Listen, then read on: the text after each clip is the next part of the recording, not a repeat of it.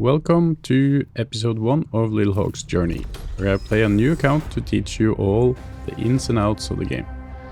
If you didn't check out episode 0 already, I suggest doing so you know what my plan for the series is. In this episode, I will give you an overview of the game. What do all these damn buttons do?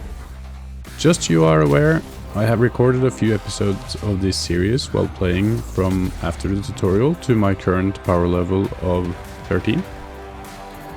This format got way too long for attention span of my fellow internet dwellers, so I have decided to break the series down into smaller parts instead. Hopefully this format works out for both you and me. So let's get into it. When you launch the game, the home page is loaded up, so let's start here. First, on the top you can see your avatar. If you click the pencil here, you will pull up your profile card and the options you have here. On the top you can change your background theme and you can change ornaments. On the pencil down by your avatar, it lets you change your avatar. The available avatars are based on the characters you have unlocked. And there's also the option to select a frame, which currently as a new player you probably don't have any. But with the 3rd anniversary coming up, we might get another one of these with a 3 on it. The pencil up here allows you to change your name. It's nice to have a name and not just a player number, which you start out with. Next is the mailbox. It can be found up here. In the mailbox you get codes, information from the game, things you can collect, basically. One thing to note that new players tend to miss is that you don't have to claim stuff. So why wouldn't you claim? Well, in some cases you might want to save energy. There are some events of the game where it's useful to have energy stored, so you spend it during the event instead of during normal play. Especially in the beginning you get a lot of energy from leveling up, so you shouldn't need that right at the beginning. Next is the settings page that can be found over your power level here. The first thing you should do is to link your account to a Snowprint ID. It allows you to play on multiple devices, for instance both on your mobile phone and on a desktop, as well to transfer your account to a new phone if you get a new phone, for instance. It also gives you access to the Tacticians Club and the hub shop, which I will talk about in another video, which we could also see it had been moved over to your profile page. You can access it here. Next is the support page. If you click on this contact us tab, in case your game crashes or for any other reason you need to contact Snowprint, it opens up this page, and if you click the blue support button down in the corner here, Snowprint will get all the information from the game. So if you do it like this, it will save them a lot of time, so they appreciate that. Next on the settings page is also where you can redeem codes. So here you can type in a code, and if it's a useful code, you will get that redeemed. I will show you where to find all active codes in the game in another future video. If you find my videos helpful, please consider using my friend code. This gives you 100 Blackstone and me various useful rewards as you level up. Any support is greatly appreciated.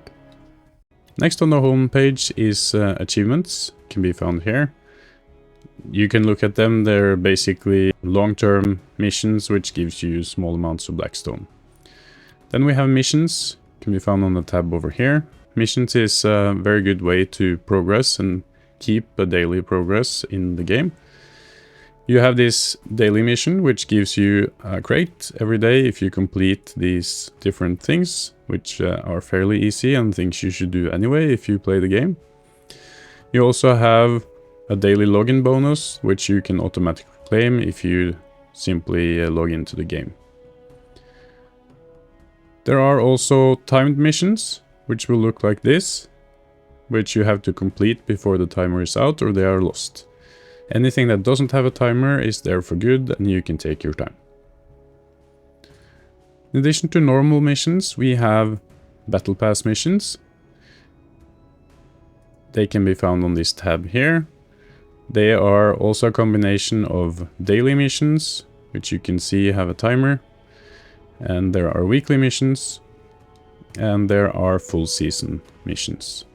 We'll talk more about the Battle Pass and if you should buy that in a future video, but just to let you know, this button over here is useful to jump between normal missions and Battle Pass missions.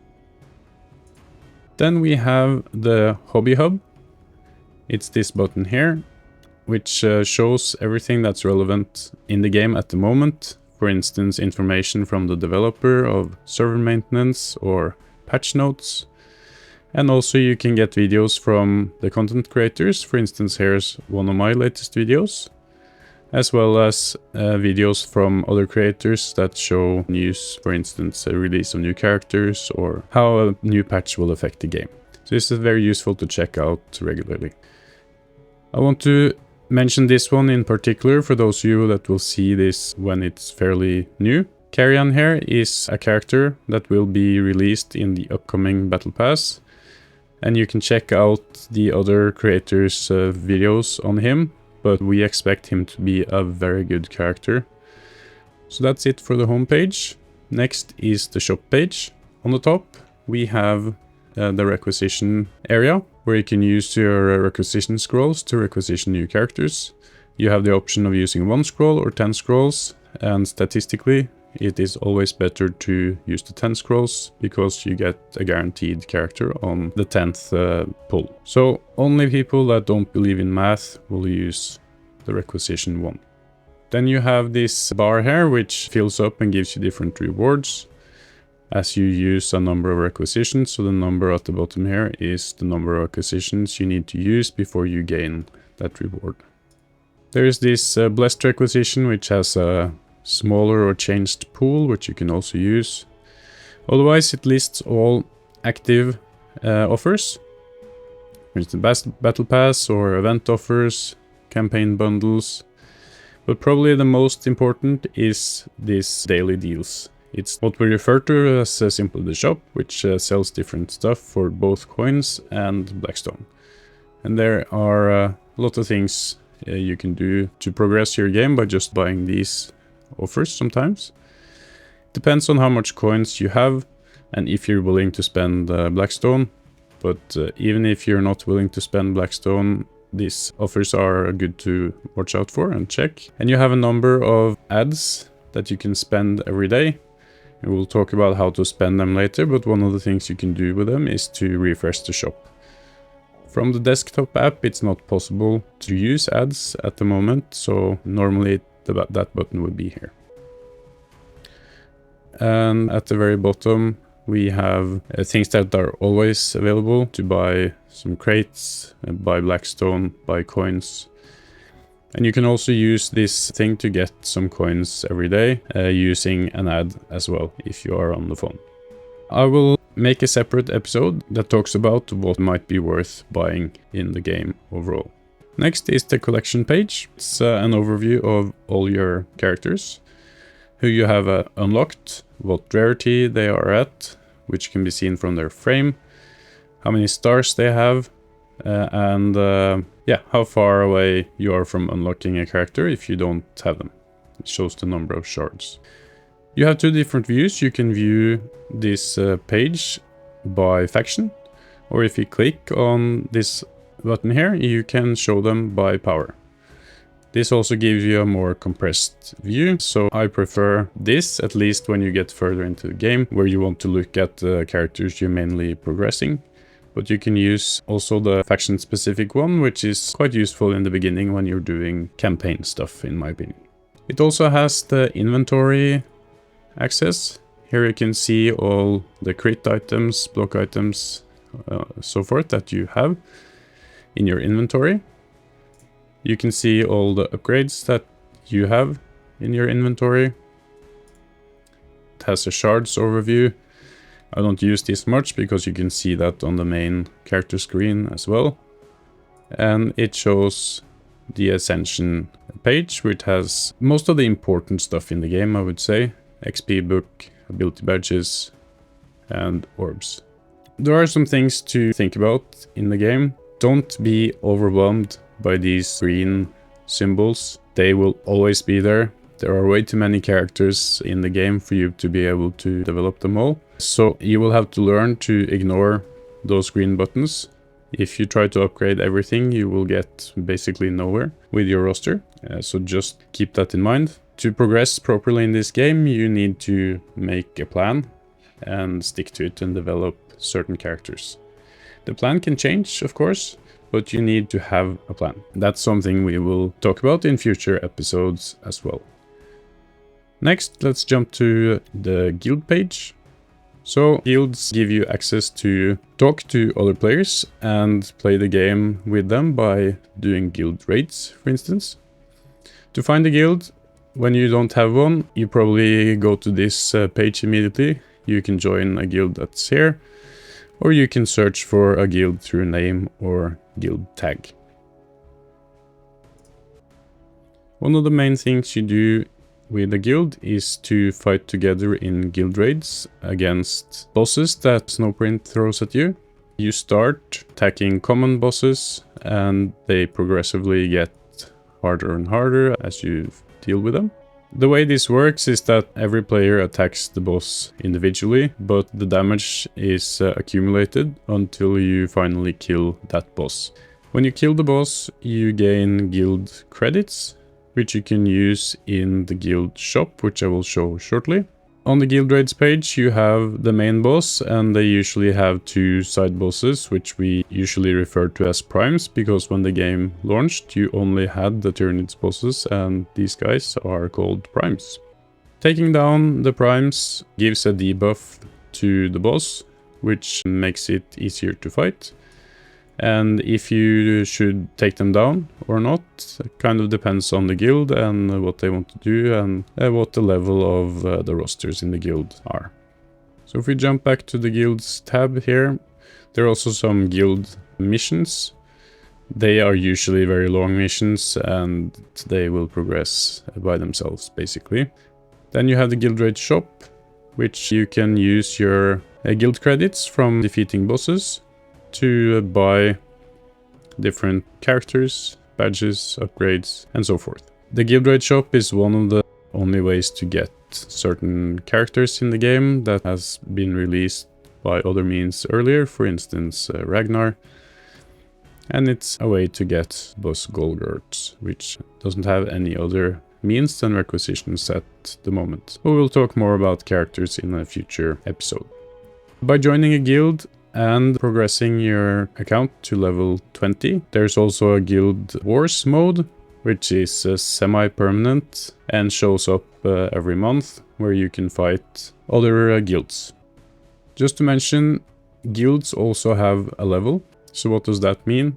Well, if we look at my current guild, so this number here is the guild level, and the higher the level, the more members you can have.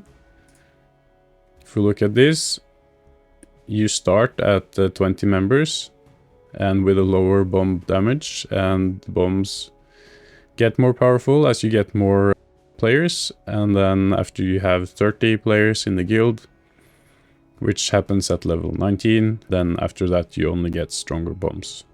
So this guild is fairly powerful. We have strong bombs, and I will invite people to join this guild in the near future. Lastly, we have the battles page.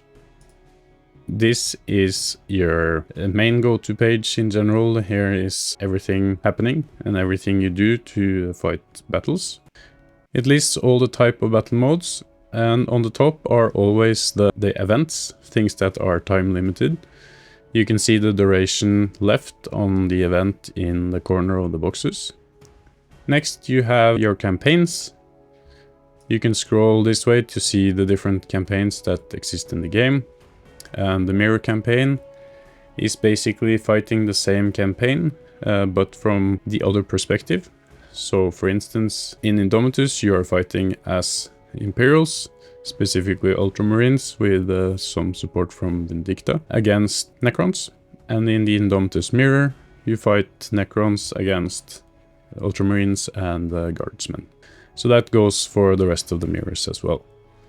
On the side there, you can see that there's also an Elite tab, and as soon as you have cleared the Indomitus normal missions, you will unlock the Elite missions, which are much harder and gives better rewards. Next, you have your permanent game modes. These are Arena, Onslaught, Guild Raids, and Salvage Run. And then you have the Guild War here, like I said, which is a semi-permanent mode. It's shown here in the permanent game mode area, but at the same time, it has a season that's not always active. We will come back and talk about each of the game modes and how to play them in future episodes. So I think that's it for the overview.